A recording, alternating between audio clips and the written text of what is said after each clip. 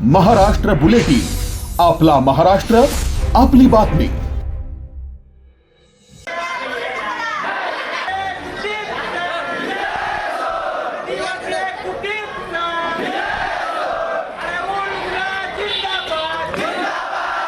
नाशिक येथील आदिवासी विकास भवनमध्ये शेकडो आदिवासी विद्यार्थ्यांनी आपल्या विविध मागण्यांसाठी आज आक्रमक पवित्रा घेत ठिय्या आंदोलन पुकारले।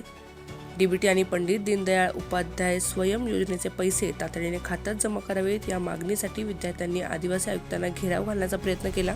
शासनाच्या दीनदयाळ उपाध्याय योजनेअंतर्गत आदिवासी विद्यार्थ्यांना शिक्षण, निवास आणि भोजनासाठी अर्थसहाय्य दिले जाते। मात्र गेल्या 1 वर्षापासून या योजनेचे पैसे विद्यार्थ्यांना मिळाले नाहीत। वारंवार पाठपुरावा करूनही अद्याप एकही रुपया वर्ग न झाल्याने संतप्त विद्यार्थ्यांनी थेट आयुक्त कार्यालय गाठले। किमान अर्धी रक्कम तरी तातडीने मिळावी अशी विद्यार्थ्यांची मागणी आहे।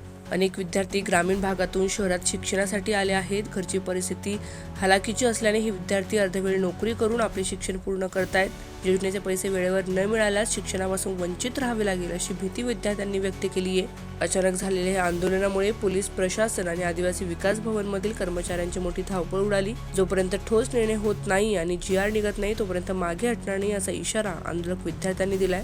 Bureau report, Maharashtra bulletin, Nashik. Maharashtra bulletin, आपला महाराष्ट्र, आपली बातमी।